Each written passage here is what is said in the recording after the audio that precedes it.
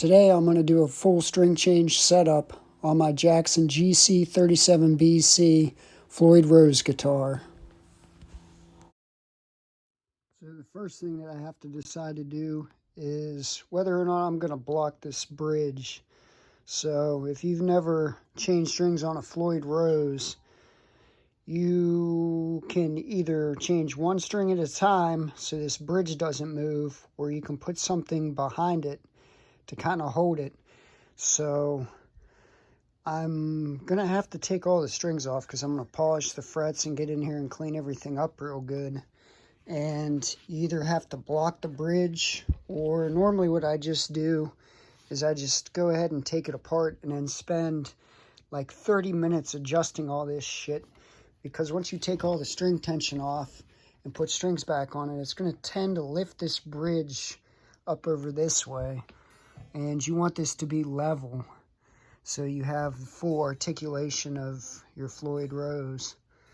So that's probably what I'm going to do. I'm just going to go ahead and not block it whatsoever. Yeah, I'm usually pretty good at keeping up on string changes on all my guitars, but this one, one of the reasons this one really needs it and really needs some attention is because, I mean, this is ridiculous. Like, I'm looking at this, thinking about changing the strings and doing all this, and the more I look at it, the more I'm starting to regret this decision. While I'm doing this, I can hear one of the neighbors over across the way in the apartment smoking massive amounts of weed, and it sounds like he's coughing out his entire lung right now. Like a whole ass lung has just been coughed up onto the sidewalk out there.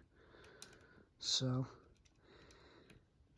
I'm really not wanting to do this now that I'm starting, because I'm remembering why I don't play this guitar and why it doesn't get new strings put on it, because it's a pain in the butt. This is my only Floyd guitar, and this is not fun. It's actually not that bad. It's always kind of over dramatized.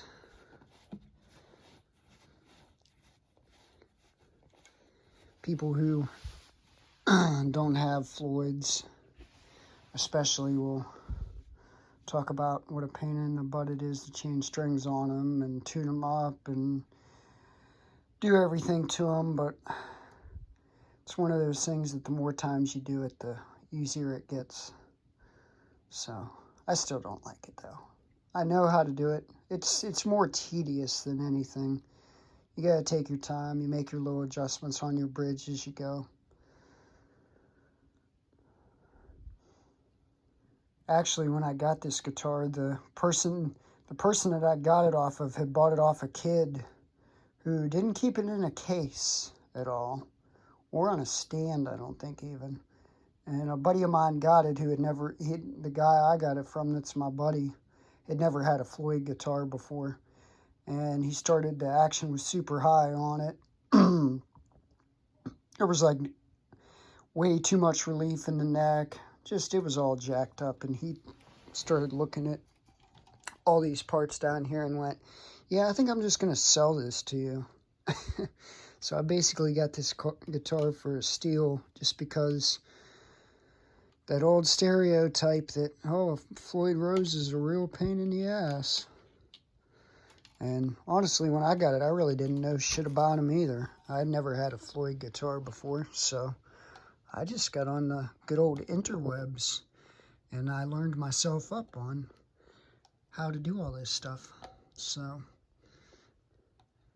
don't let it intimidate you. I mean, if you're trying to play dime bag shit, you need a Floyd Rose guitar. And who isn't trying to play dime bag riffs and solos? So, I mean, it has its place, just like my stuff with fixed bridges has its place, you know? I really don't like trim systems, period, like none of my other guitars. I mean, I do have a Jazzmaster. It has a trim on it that I've never even put the trim arm in it. But, you know, I like fixed bridges. But all that stuff has its place. May as well go ahead and get this the heck out of my way. I don't know why I'm fighting that right now. Trying to bend like a freaking contortionist to get around it when all I had to do was take it the hell out of the way. So, go ahead and get these strings out of the way and we can start addressing some of the stuff that needs looked at on here.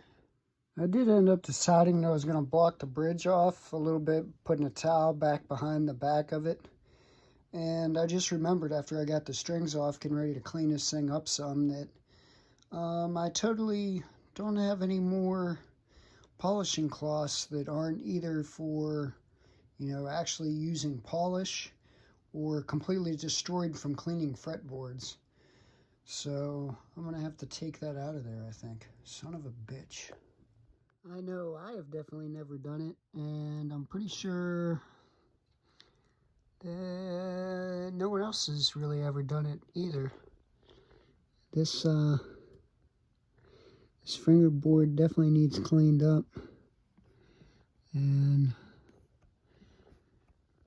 now that I got the strings off of it, man, I don't know how much polishing the frets is even.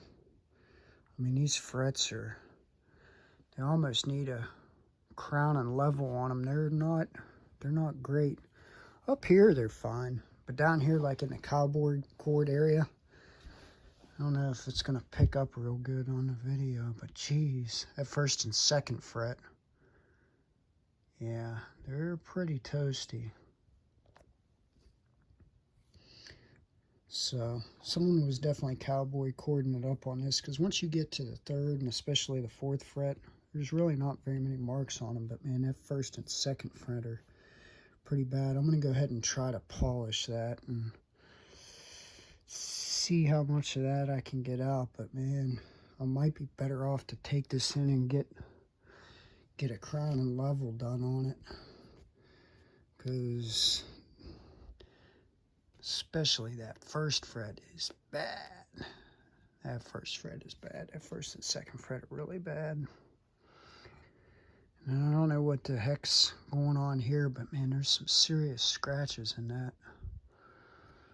So somebody was cowboy cording the hell out of a Floyd Rose guitar. So I'm at least the third owner, possibly the fourth or fifth. So who knows? That really sucks.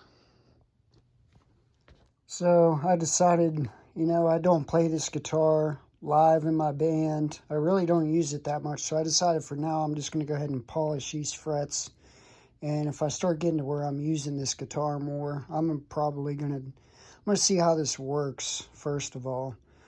But I think it's kind of due for a crown and level. I mean, I hate to do it when it's only 3 frets, because it's had nothing but cowboy chords played on it for pretty much its whole life. But still, having a couple frets messed up like that, like, is going to end up bothering the shit out of me. But this is what I use to polish my frets. They sell refill kits where you can get more of the pads, but all you do is you take one of these little protector things, put it over the fret, run the polishing pads back and forth, wipe everything down. You'd be amazed what comes off a fretboard with these polishing pads. So I'm going to go ahead and try to see if I can polish some of this bull crap out of those first couple frets and just kind of rock it how it is for now. So if we're just playing around at home, I was thinking about maybe recording some stuff with this, so we'll see how this does.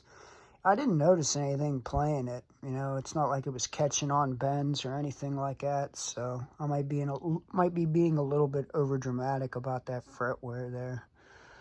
So I'll go ahead and polish them and see what the heck happens. So far I've done the first 3, and I mean, I got some of the stuff out. Like the scratches on the second fret, I'm almost wondering if this guitar was laid on something or a capo was left on it. It's kind of weird, especially a shredder guitar like this. It would be the first 2 frets that are that badly scraped up. So another trick I could try is I could try taking some light steel wool to them to try to get some of that out of there. And it kind of looks like it's not deep enough. It, you know, it seems like I probably could get most of that out of there. So it's not as bad as I thought it was. But you can see just after doing 3 frets, the amount of junk that has came off those frets. So this is probably never been done on this guitar. So I'll go ahead and finish getting this cleaned up, then we'll move on to cleaning up the fingerboard. These frets actually came out pretty good after just one pass, so I think we can get away without doing any fret work. So even the first 2 that are starting to getting a significant amount of visible wear in them came out pretty good. So that's just after one pass. Another at least 1, maybe 2 passes polishing these things, I think it's going to make a significant difference.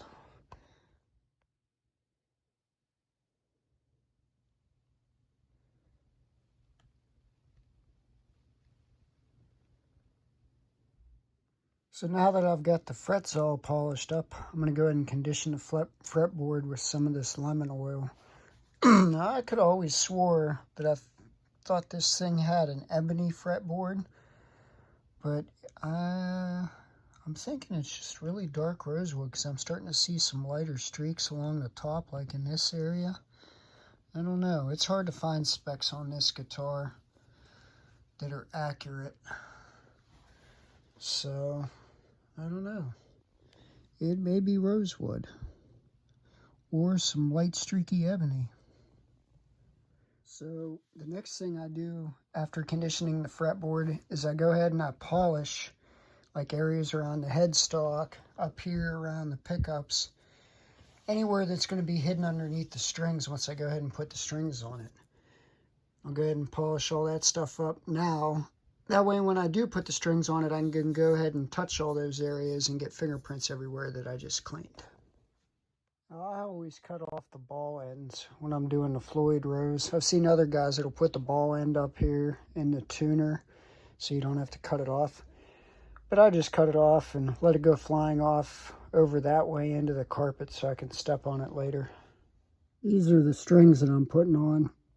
I did have this guitar tuned to drop C before I got started, and I think I'm going to go ahead and tune it to C standard.